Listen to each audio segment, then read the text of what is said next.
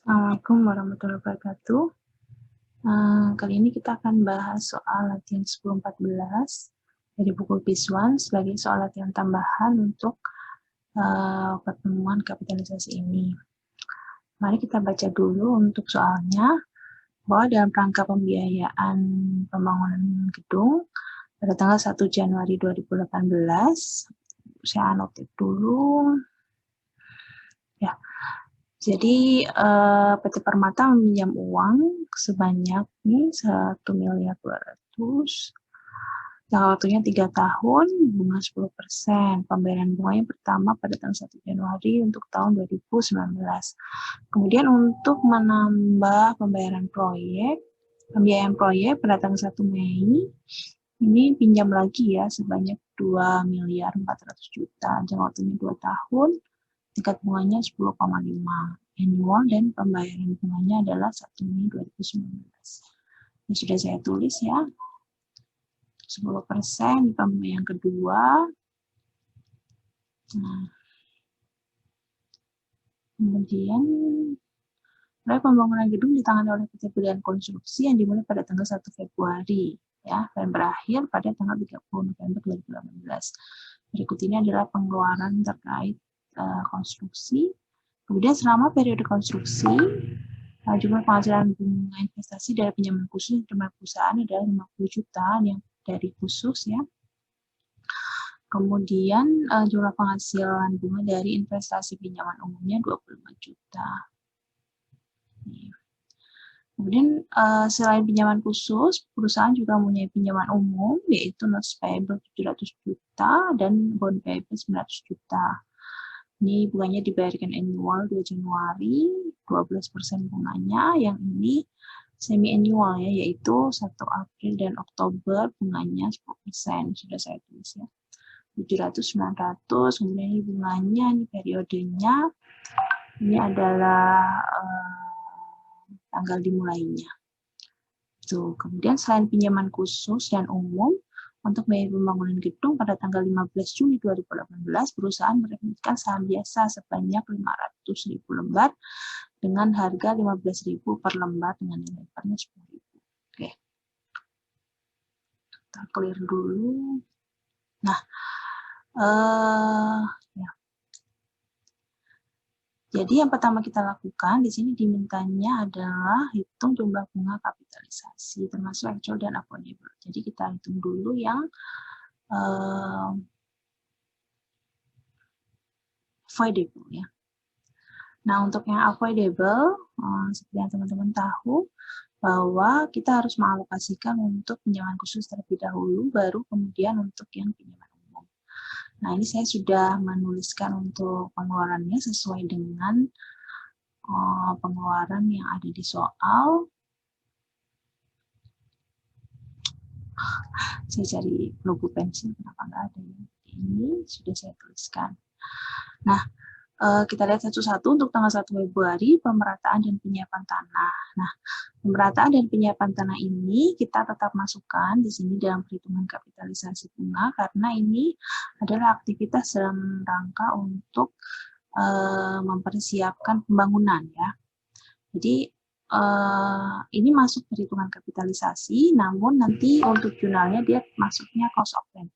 Jadi perlakuannya sama seperti ketika beli tanah untuk dibangun. Kemudian ini pakai pinjaman khusus yang pertama ya. Kemudian untuk yang tanggal 2 Februari di sini ada asuransi gedung. Jumlahnya 2 tahun, jangka waktunya 2 tahun, terhitung mulai 2 Februari 2018. Nah, ini kita masukkan sebanyak 50 juta, ini berasal dari periode kapitalisasi ya, yaitu ada kapitalisasi kan sampai 1 Februari sampai dengan 30 November ya. Jadi 10 bulan. Jadi 10 per 24 ya. Kali 120. Nah, ini akan dihasilkan segini 50 juta. Ini juga masih pakai pinjaman khusus ya. Di pinjaman khususnya tadi segini, terpakai 200. Kemudian tanggal 1 Mei ini sebanyak 1 miliar juga masih pakai pinjaman khusus yang pertama. Ini kan konstruksi gedung. Kemudian pada tanggal 1 Mei, pembayaran material gedung tahap 1 sebanyak 1.600.000.000. Nah, ini untuk pinjaman yang kedua kebetulan timbulnya juga tanggal 1 Mei, jadi pakai pinjaman khusus yang kedua. Kemudian pada tanggal 1 Juni untuk biaya konstruksi 900, ini pakai pinjaman khusus yang kedua ya. Nah, segini, tapi kan ini sisanya 2.400.000 dikurangi 7.600.000 cuma 800. Jadi untuk yang 100 ini masuknya ke pinjaman umum. Nah, setelahnya ini semua material konstruksi pengawasan. Nah, ini semuanya masuk ke pinjaman umum ya ini. Nah, kemudian kita kalikan dengan fraksinya. Ingat ya teman-teman, fraksinya adalah sampai dengan 30 November ya. Jadi kalau misalkan dari tanggal 1 Juni, ini adalah Juni sampai 31 November, 30 November. Jadi 6/12 ya untuk ini 6/12. Kemudian untuk yang 1 Juli berarti Agustus, September, Oktober, November itu 4/12. Kemudian yang 30 September ini berarti bulan November berarti 1/12. September, Oktober, maaf ini 2/12, yang 1 November ini baru 1/12 ya. Saya clear dulu. Nah, berarti nanti diperoleh, setelah itu dijumlahkan akan diperoleh untuk WAA ini sebanyak 2.120.000.000. Nah, kemudian baru kita hitung yang avoidable interest-nya ya. Nah, untuk avoidable interest, kita pisahkan antara yang khusus dengan yang umum. Untuk yang khusus, kita ambil ke pinjaman khusus ini, kemudian ini bunganya, kita kalikan dengan fraksi sesuai dengan periode kapitalisasi ya. Jadi periode kapitalisasi dimulai pada tanggal 1 Februari ya. Ingat untuk periode kapitalisasi itu harus memenuhi 3 kriteria ya, yaitu biaya pinjaman yang sudah terjadi, kemudian ada aktivitas pembangunan dan ada pengeluaran. Jadi harus ada ketiganya. Nah, ini kebetulan pada tanggal 1 Februari kan aktivitasnya sudah dimulai nih, ada pemerataan dan penyiapan tanah dalam rangka pembangunan, kemudian ada pengeluaran juga dan biaya bunganya sudah terjadi untuk yang pinjaman yang pertama. Nah, maka dari sini ini kita kalikan sesuai dengan periode kapitalisasi yaitu 10/12. Nah, untuk pinjaman yang kedua karena dia baru timbul pada tanggal 1 Mei, ini kita kalikan fraksinya dari tanggal 1 Mei ya, Mei, Juni, Juli, Agustus, September, Oktober, November 7. Jadi di sini 7/12. Nah, nanti akan didapat avoidable interest dan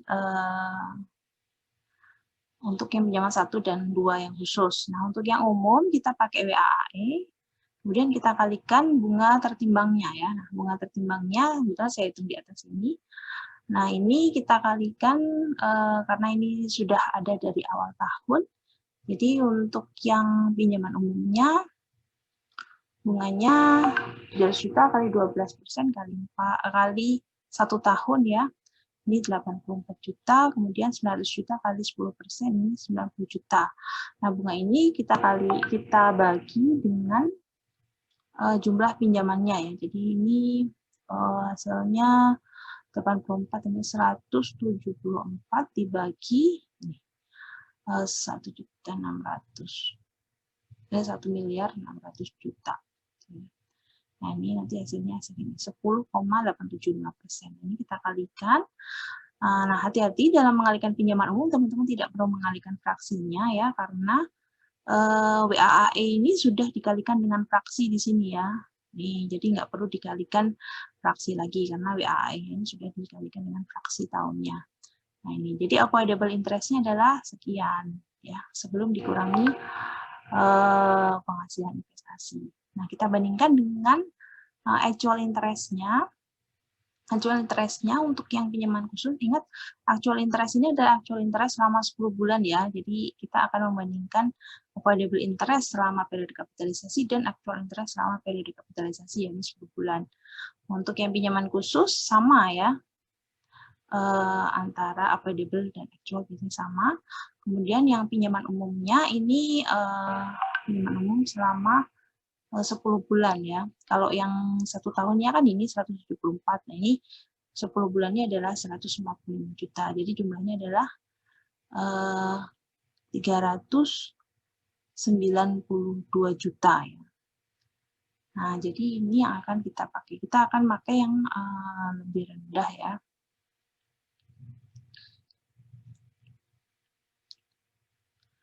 Nah, jadi kita akan pakai mana yang lebih rendah antara variable interest dengan actual. Nah, ini. Jadi kita akan pakai 392, baru kita kurangkan dengan penghasilan dari bunga khusus. Nah, ini akan kita kapitalisasi ke building. Nah, teman-teman, kalau melihat Kubiswan ataupun PSAK, teman-teman bisa juga memisahkan antara yang khusus dulu, kemudian yang umum ya. Jadi yang khusus, misalkan khusus itu adalah 247 dikurangi 50 ya. Kemudian ini adalah 197. Kemudian yang umum baru kita cari misalkan available-nya segini 230, 550, kemudian actual interest-nya 145. Nah, otomatis kan yang dipilih yang ini. Baru kemudian kita tambahkan. Nah, harusnya hasilnya sama ya.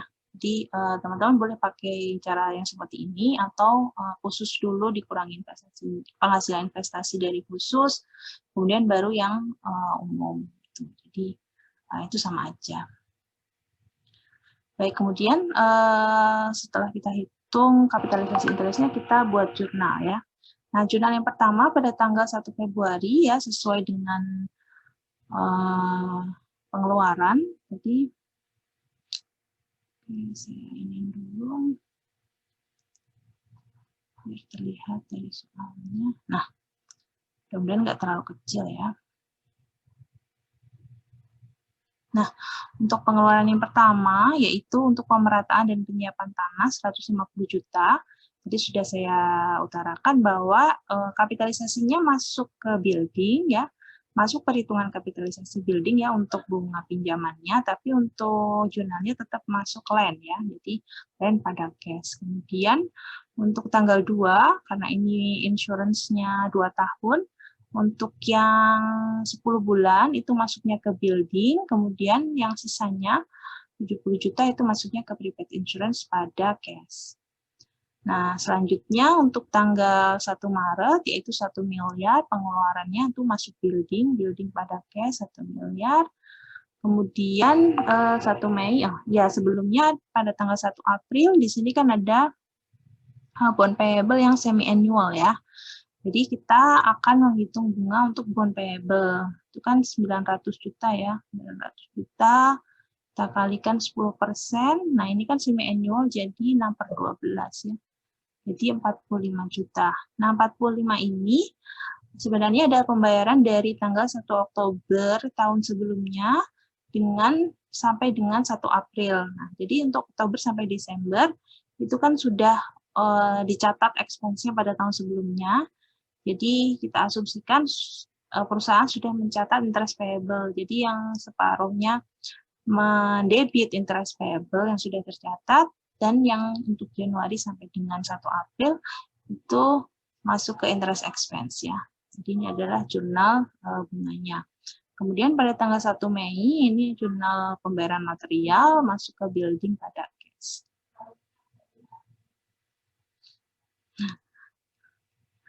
Kemudian kita lanjutkan untuk tanggal 1 Juni ya.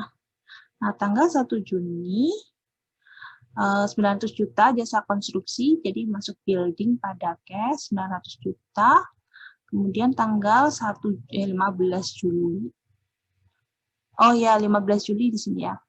Nah, 15 Juli perusahaan menerbitkan saham. Nah, teman-teman, untuk biaya penerbitan saham ini tidak masuk biaya pinjaman ya. Karena pada hakikatnya saham itu bukan hutang. Jadi tidak ada biaya pinjaman yang dikapitalisasi. Jadi kita cukup catat jurnalnya aja. Jadi kita catat jurnal sebanyak cash yang diterima 7.500.000.000, kemudian share ordinary capital, ini share capital ordinary ini sebesar nilai par-nya dan sisanya masuk ke premium. Kemudian selanjutnya pada tanggal 30 September ya, jasa konstruksi, itu saya lihat dulu. Pada tanggal 30 September pembayaran jasa konstruksi, maaf 31 Juli dulu. Itu ada pembayaran material, kemudian ada jasa konstruksi tanggal 30 September. Itu juga sama ya, building pada cash.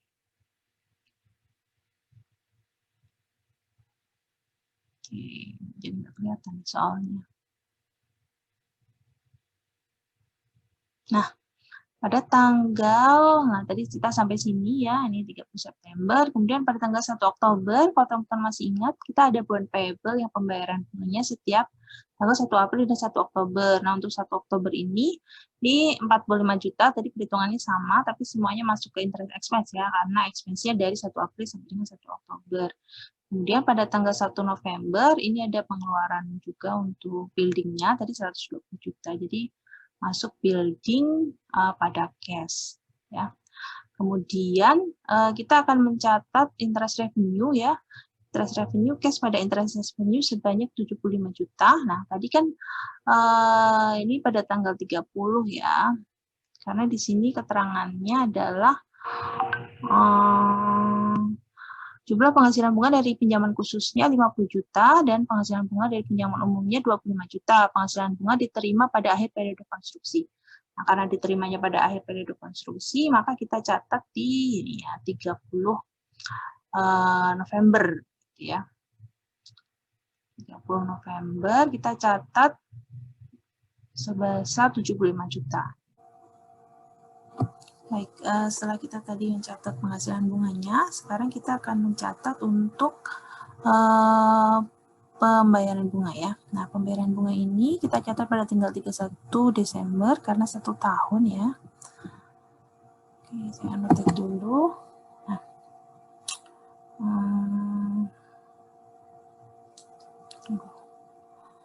Nah, tadi kita sudah menghitung untuk yang perhitungan kapitalisasi tadi ada 392 ya. Nah, sekarang kita hitung untuk yang 1 tahun ya. Nah, di sini saya letakkan perhitungannya untuk pinjaman khusus dan pinjaman umum. Untuk yang pinjaman khusus, fraksinya kita masukkan selama aktual 1 tahun ya. Jadi untuk pinjaman yang pertama itu dari 1 Januari, ini adalah 1 tahun. Untuk pinjaman kedua dari 1 Mei, ini adalah 8/12 ya. Kemudian untuk yang pinjaman umumnya, ini juga 1 tahun untuk yang 700 juta, yang 900 juta, ini 0,25 karena tadi kan sudah dibayarkan bunganya pada tanggal 1 April dan 1 Oktober. Nah, untuk yang bond payable 900 juta ini adalah bunga untuk tanggal 1 Oktober sampai dengan Desember ya, Oktober, November, Desember, jadi 3/12. Nah, jadi actual bunga selama 1 tahun adalah 394.500.000. Ini kita catat interest expense pada interest payable ya. Kenapa interest payable? Karena rata-rata dibayarkan pada tanggal 1 Januari ya untuk yang pinjaman khusus 1 dan pinjaman umum 1. Kemudian untuk yang pinjaman khusus 2 ini pada tanggal 1 Mei tahun depan. Kemudian yang bond payable nanti 1 April di tahun depan. Jadi interest expense pada interest payable. Kemudian baru kita catat untuk kapitalisasi bunga ya. Tadi yang dikapitalisasi bunganya sesuai dengan perhitungan adalah sebesar 392 juta. Nah, jangan lupa untuk menutup penghasilan bunga yang untuk penghasilan bunga dari pinjaman khusus ini kita masukkan ke building ya, artinya dia mengurangi perolehan building. Jadi kita catat dengan mendebit interest revenue pada kreditnya pada building. Jadi nilai buildingnya akan berkurang sebesar 50 juta. Jadi secara total ini nilai buildingnya akan bertambah. Jadi building akan bertambah dengan adanya kapitalisasi sebanyak 342 ya, netnya adalah sebesar segini. Tuh. Baik, sekian untuk pembahasan soal 10-14.